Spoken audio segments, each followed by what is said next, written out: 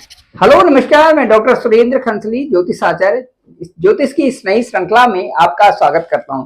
दोस्तों, आज बात करने जा रहे हैं हम कर्क राशि की, कैंसर साइन की। और कैंसर साइन जिनका लग्न है या जिनकी राशि है कर्क राशि है, उनके लिए मैं कहना चाहूंगा कि इस समय ठीक अष्टम का राहु 18 मई 2025 के बाद आपका अष्टम का राहु होगा। अष्टम का राहु का मतलब ये है कि जहां पर आपकी राशि है, जहां पर आपकी चंद्रमा है, चंद्रमा से सीधे अष्टम भाव में राहु की स्थिति होगी। ये राहु की स्थिति होने से कई लोग इसमें बहुत घबरा जाते हैं कि अष्टम का राहु कई कारणों से आपकी आपकी अपने स्वास्थ्य को, साथ साथ में स्वास्थ्य के साथ में आपकी स्पाउस के संबंध में जो हेल्थ इश्यूज वो भी क्रिएट कर देते हैं। साथ साथ में अष्टम का राहु आर्थिक दृष्टि से भी ठीक नहीं होता और अष्टम का राहु जो है आपकी उन्नति में बाधा वहां से बन जाता है अष्टम से होने से।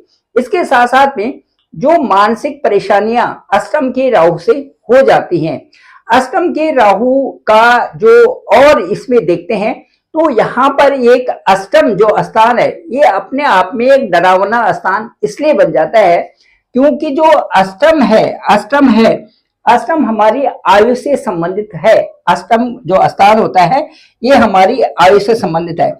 विशेष करके इस स्थान में यदि कुछ भी यहाँ पर हलचल होती है तो सबसे पहले दिमाग पर प्रभाव पड़ता है, मेंटल इफेक्ट होता है। सबसे पहले जो हमारा सबसे पहले स्ट्रेस, दूसरा इसमें इकोनॉमिक जो ग्रोथ है इस पर प्रभाव पड़ेगा, तीसरा इसमें कह सकते हैं कि जो पेरेंटल प्रॉपर्टी से संबंधित जो केसेस चल रहे हैं वो सॉल्व यहाँ से राहु करा सकते हैं।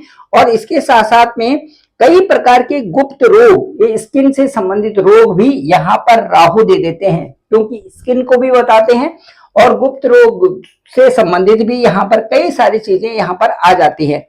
इसमें एक वीकनेस आ जाती है, इसमें शारीरिक कमजोरी भी हो सकती है, लाइफ स्टाइल का अच्छा न होना यहां से अष्टम का राहु देता है। और कई बार अष्टम का राहु ठीक न हो तो यहाँ पर आदमी ईमानदार भी नहीं होता है और साथ साथ में यहाँ पर गंभीरता से चीजों को नहीं लेता है।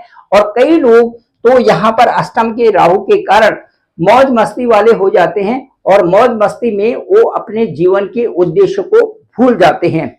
ये अष्टम का राहु दिखाता है।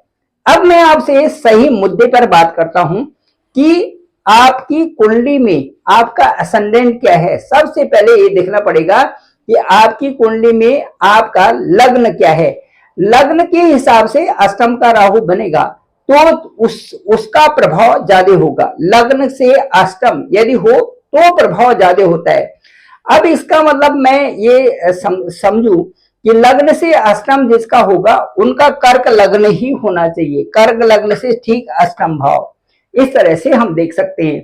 या फिर ये देखेंगे कि यदि राहु आपकी कुंडली में 3, 6, 11 में है, 3, 6, 11 में है, या कुंभ राशि में है, या कन्या राशि में है, या मिथुन राशि में है, तो आप ये समझिए कि राहु का जो गोचर है या राहु जो वहां से जो राहु के जो परिणाम है वो आपके लिए अच्छे होंगे क्योंकि 3 में मिथुन राशि में राहु उच्च के होते हैं।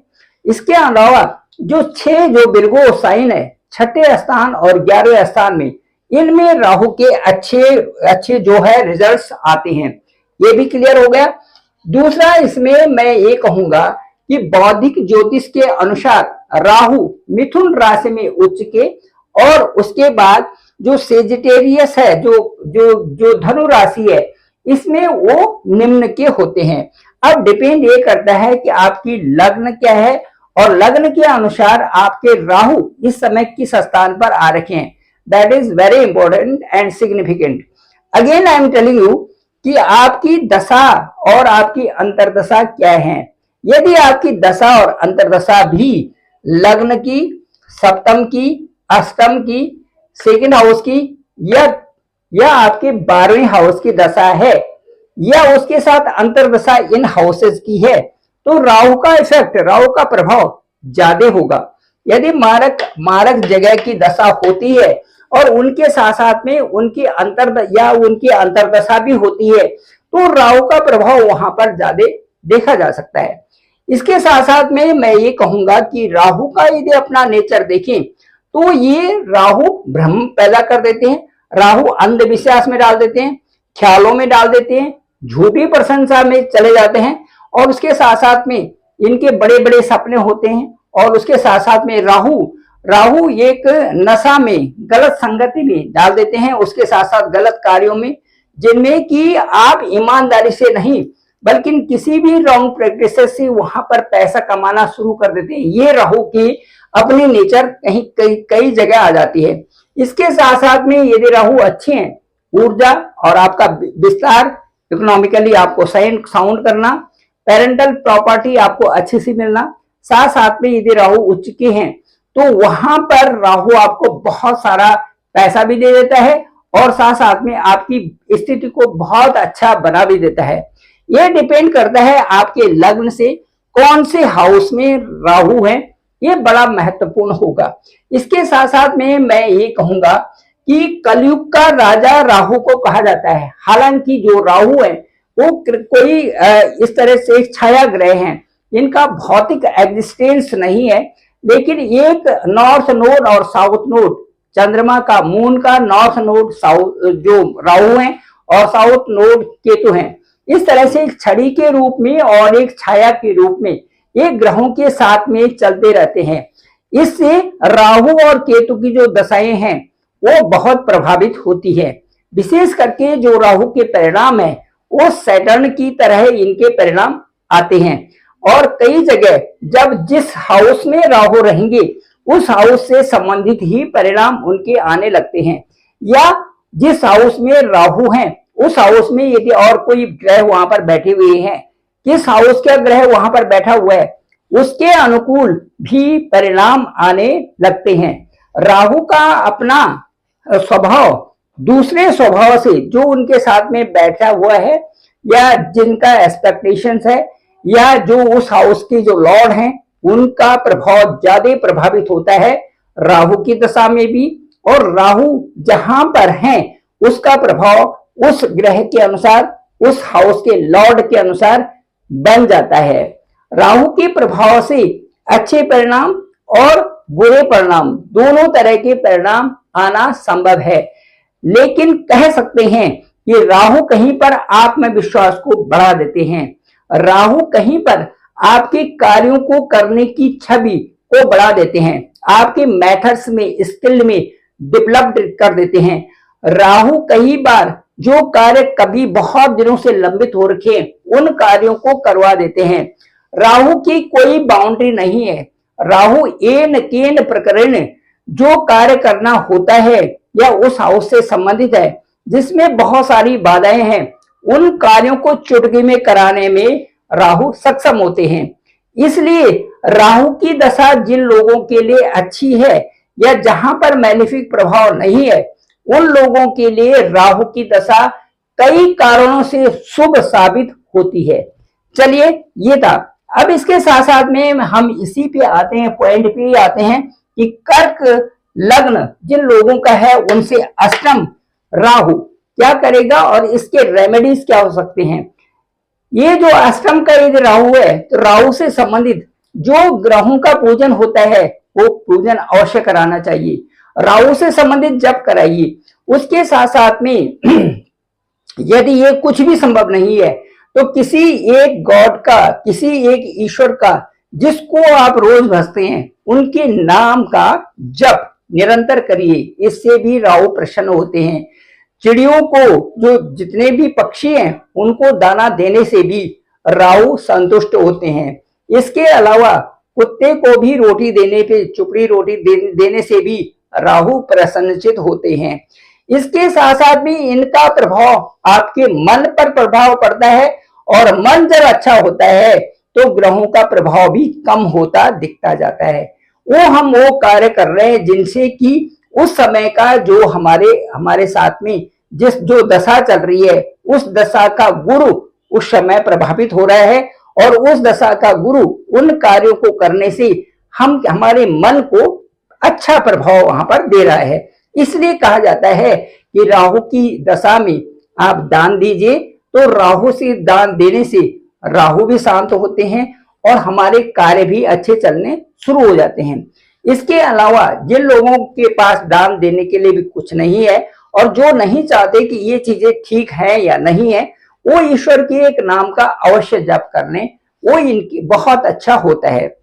अब मैं आपको एक दूसरा उपाय बताता हूं जो कि सबसे सरल भी है और जिसको करने से आपको बहुत फायदा भी होता है। देखिए, ये है कि हम रोज पद्धति बना लें कि रोज हम एक घंटा ये एन आवर ऐसा निकाले जिसमें हम बिल्कुल चुप बैठ करके केवल अपना आकलन, इंट्यूशन, अपना जो इनर वॉइस को सुने, अपनी अंतर आत्मा को सुने और उस समय केवल सद विचारों पर ही उस समय कंसंट्रेट करें। सद विचार पर, आत्मा पर या अपने उन कार्यों पर जो कि आपके बहुत जरूरी और अच्छे कार्य हैं, उनके ऊपर ही कंसंट्रेट अंदर से करें, अनुभूति करें, अच्छी अनुभूति करें और बिल्कुल एक घंटा मौन रहें। एक घंटा आप बिल्कुल कुछ नहीं बोले, need not to speak anything. उस ड्यूरेशन में आप कुछ नहीं बोले। डेली आप यदि ये करके देखते हैं और मौन रहते हैं एक घंटा, तो इससे आपकी जो वाणी है, वाणी में भी निखार आएगा और जो आप कहोगे सामने वाला कहेगा कि आपके जो शब्द हैं ये प्रभावित हो रहे हैं। जो आपके मुंह से जो चीजें निकलती हैं उनका ऐसा लगता है कि वो ऑथेंटिक हैं। वो ऐसा लगता है कि जैसे आप लोगों को जो कह रहे हैं उनका इम्पैक्ट सीधे हो रहा है, लोगों पर भी हो रहा है और वो लोग भी इससे प्रभावित हो रहे हैं, साथ साथ में आपको भी इसका सुख मिल रहा है। आप यदि एक घंटा मौन कर लेते हैं, कर्क राशि के लिए कह रहा हूं मैं, जिनका लग्न कर्क है और जिनका अष्टम में अभी राहु आ रखे, ठीक 18 साल के बाद ये आपके अष्टम में यहां पर आए हुए हैं। 18 साल के बाद और 18 महीने के लिए 18 मंथ्स फॉर 18 मंथ्स।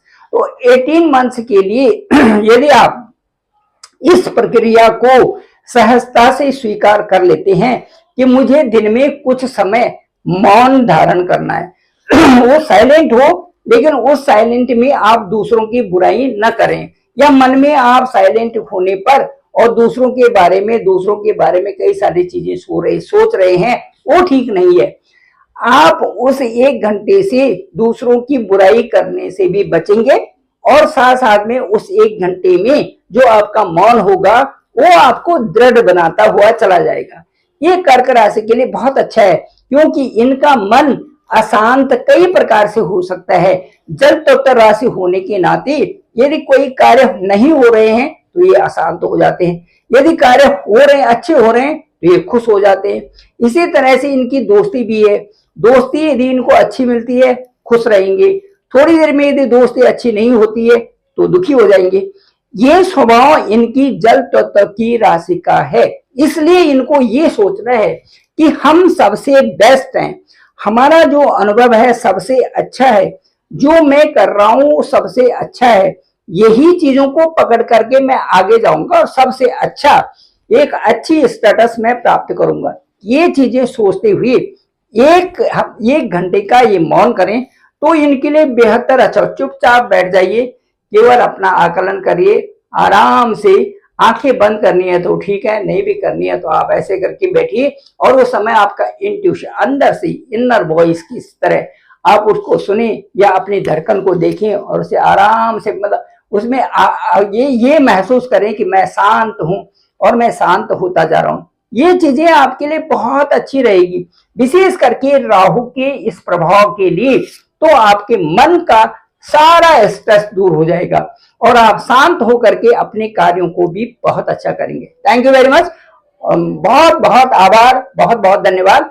आप यदि मुझे कॉल करते हैं तो मैं आपका कॉल पिक करूंगा। मेरा डिस्क्रिप्शन पे नंबर है 9868280191। आप डायरेक्ट मुझे कॉल भी कर सकते हैं और मेरे इस चैनल को आप सभी लोगों तक भेजें, सब्सक्राइब करें, सभी लोगों तक भेजें ताकि सबको इसकी जानकारी हो सके। थैंक यू वेरी मच, आप सभी लोगों का आभार, आप सभी लोगों का बहुत बहुत धन्यवाद।